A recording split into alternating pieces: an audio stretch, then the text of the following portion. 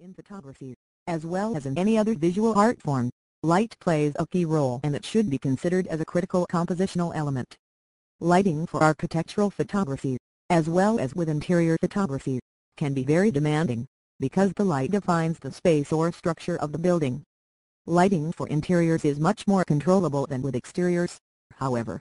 In both situations the architectural photographer must be able to take control even when dealing with the sun. Working as a Chicago architectural photographer for over 30 years, I have learned patience. In the Midwest, and Chicago in particular, the required conditions for architectural exterior photography can come infrequently, as one must work around unpredictable weather and cloud formations that develop very quickly due to the lake effect, not to mention the high humidity which produces gray skies. Many times I have had to wait days or even weeks for the proper conditions in which to photograph. A few years ago, I also set up an office in Arizona with the assumption that now, as a Phoenix architectural photographer, my weather woes will be over. However, I had to learn of the weather idiosyncrasies of that area as well, namely a monsoon season, when most every afternoon, from July through August, the sky becomes cloudy, the light is gone, and in theory, there is a high probability of rain. I bring this up as a background so one may better understand the challenges and parameters in which high-quality architectural photographs are made.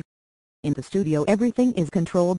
The architectural photographer, on the other hand, must learn to deal with unpredictable and what would seem uncontrollable circumstances in order to produce the dramatic images that the client expects. Sunlight is essential when photographing architectural exteriors, and the architectural photographer, as any professional photographer, must be able to control the light at all times.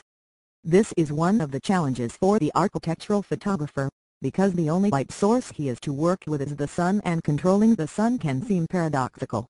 Obviously, no one can control the sun, however, one must control that which he can control in order to produce the strongest architectural photograph possible, that being the time of year, type of day, and quality of light.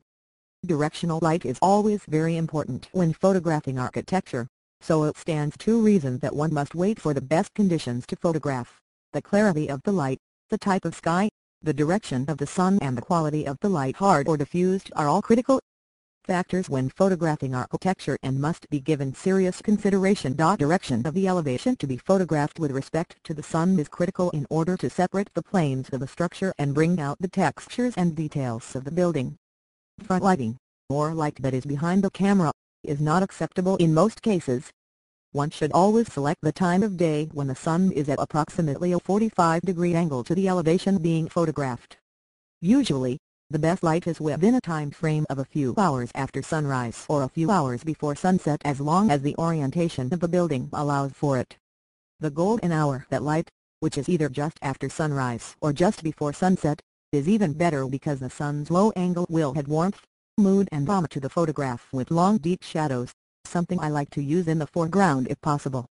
The quality of this golden hour light is also much softer as opposed to the harsher sunlight in the middle of the day.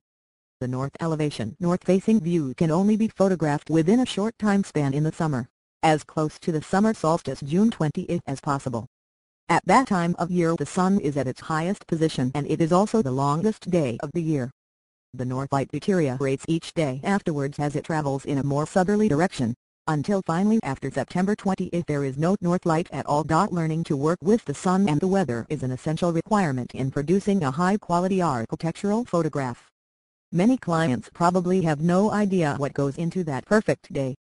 The professional architectural photographer must be patient and disciplined in order to take control of the uncontrollable. There is nothing accidental in the fine architectural photograph. Paul Schlisman is a professional architectural photographer and has specialized in photographing architecture and interior since 1980 for the professional architect, interior design, hospitality, architectural, product and corporate markets. Having been established in his career for over 30 years as a Chicago architectural photographer, he now also has an office located in Arizona as well and is working in Chicago, Phoenix, Las Vegas, Los Angeles, San Diego and California. In photography, as well as in any other visual art form, light plays a key role and it should be considered as a critical compositional element.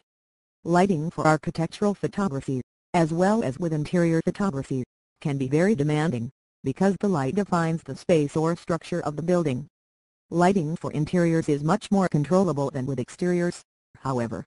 In both situations the architectural photographer must be able to take control even when dealing with the sun. Working as a Chicago architectural photographer for over 30 years, I have learned